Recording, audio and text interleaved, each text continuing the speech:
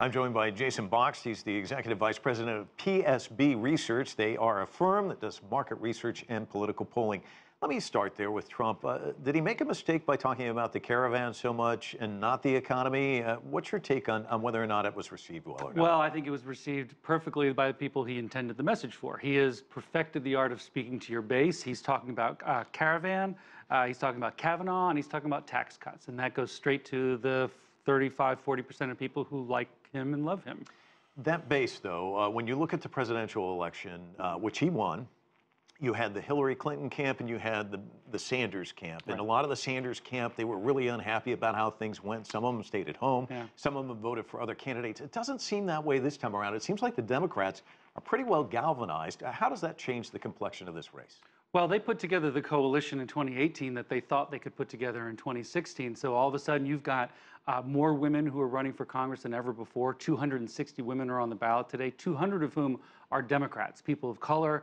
Young people are voting, hopefully in numbers that we haven't seen before. I'm going to wait and see what the numbers actually say. We always talk about young people voting, and then we're always disappointed. But that's the coalition that Barack Obama put together in 2008 and 2012, and that's the coalition that Democrats will need in 2020. Every analyst I talk to have been burned by the young people. That's the way they feel. They're always cautious. But you've actually been working with some young people who are pretty energized at getting more young people to sign up to vote. Yeah, you know, the shooting in Parkland at Marjory Stoneman Douglas really galvanized an entire generation of young people. The March for Our Lives gave birth to a group called Empower the People, and their goal is simply get 18 to 24-year-olds to register and to vote. And they are not alone. There are a dozen or so organizations like that, and we're just hoping that they're able to reach people. And quite honestly, they don't care who you vote for.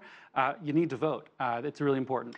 I'm seeing where some states are going to have to extend hours because of the long lines. Yeah. The turnout, remarkable, even before today's voting, almost 40 million people in early voting. What does that tell us about the enthusiasm for this race? Well, we've been seeing raised enthusiasm on both sides, really, for the last couple of months. We shouldn't get too excited. The highest turnout we've ever seen in a midterm election, at least in the last 100 years, was in 1966, and it didn't even get to 49%. So we're definitely going to need to see a pretty big boost from what we're normally would see. But you're seeing extended voting hours in Texas. Hopefully, we're going to see them in Georgia. There are long lines in really long places. Not always a positive side of democracy. I think there are some problems with democracy today as well. Well, let's talk about that, because I'm seeing reports in a lot of states where they're having problems with the machines and that sort of thing. What's going to be the takeaway? Well, the takeaway is, as a democracy, you have an obligation and an expectation to provide the tools for people to actually vote. Georgia is a particularly terrible situation, and I'm sure there'll be lots of people talking about that in days to come. But we can't expect our people to come out and be positive about the political process if we don't actually provide them the opportunity to vote. That means not only the tools in the voting booth, but actually things like letting people off on election day. It's ridiculous that you have people who can't vote because they simply can't get time off work.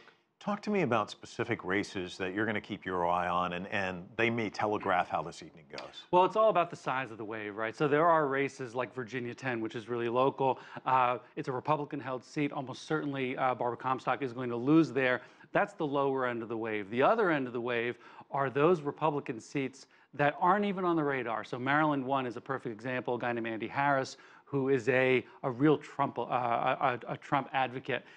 There's a guy running against him named Jesse Colvin, who's a local guy. He's a veteran. We've seen lots of veterans running in this election.